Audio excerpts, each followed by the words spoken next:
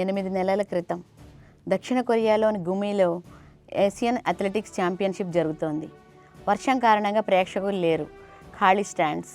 వర్షాన్ని చీల్చుకుంటూ ప్రత్యర్థులతో పోటీపడిన తెలుగమ్మాయి జ్యోతి ఎర్రాజీ 100 మీటర్ల హర్డిల్స్లో 12.96 సెకండ్లతో రికార్డు నెలకొల్పి స్వర్ణం సాధించింది. ఆ రోజున ఆమెను అభినందించడానికి ఎవరూ లేరు.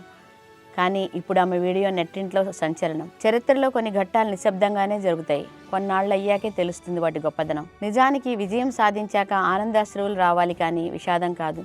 అందులోనూ అంతర్జాతీయ వేదికపై విజయం సాధించడం అంటే ఆషామాషి కాదు. రెండు సార్లు. అయినా ఎర్రాజి జ్యోతి మొహంలో విషాదం ఎందుకుంది?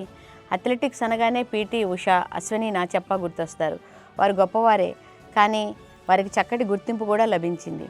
క్రికెట్ తప్ప మరో క్రీడ కనబడడం లేదు ఇప్పుడు. ఘనంగా చెప్పుకోవడానికి స్పోర్ట్స్ హాస్టల్స్, కోచ్లు ఉంటారు. అంతర్జాతీయ పోటీలకు పొలోమని పెద్ద టీం వేసుకుని వెళ్తారు. విజయం సాధించిన క్రీడాకారులకు అభినందనలు తక్కువే. ఇదేనా జ్యోతి నిర్వేదానికి కారణం? ఆంధ్రప్రదేశ్లోని విశాఖపట్నం జ్యోతి స్వస్థలం. ట్రాక్ అండ్ ఫీల్డ్లో 100 మీటర్ల హర్డిల్ స్పెషలిస్ట్. ప్రస్తుతం ఇండియన్ రైల్వేస్లో పనిచేస్తూ భువనేశ్వర్లో రిలయన్స్ సెంటర్లో శిక్షణ తీసుకుంటోంది. జాతీయ స్థాయి పోటీల్లో అనేక రికార్డులు నెలకొల్పి అంతర్జాతీయ స్థాయిలోనూ రాణిస్తోంది.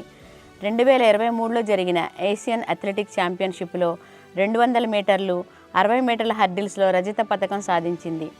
తన విజయాలకు గాను 2024లో అర్జున అవార్డు సాధించింది.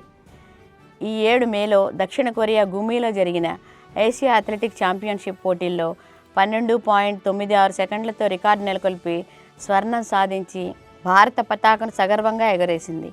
అయితే ఆమె స్వర్ణం సాధించిన వేళ స్టేడియంలో అరుపులు, నినాదాలు లేవు. వర్షం కారణంగా ఖాళీ స్టాండ్స్ మాత్రమే ఉన్నాయి.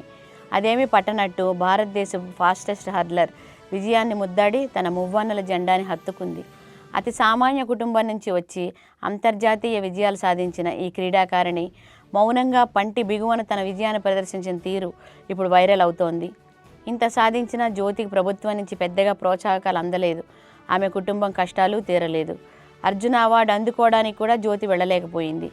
ఇతర రాష్ట్రాల్లో మాదిరిగా తనకు ఆర్థిక సాయం అందిస్తే బాగుంటుందని జ్యోతి ఒక ఇంటర్వ్యూలో చెప్పింది. అయినా పరుగుపై ఆ ప్రభావం పడకుండా ఒలింపిక్స్ కోసం సిద్ధపడుతోంది. మరి ఇప్పటికైనా ప్రభుత్వాలు ఇటువంటి మాణిక్యాలను తగు రీతిన ప్రోత్సహిస్తాయా? చూడాలి.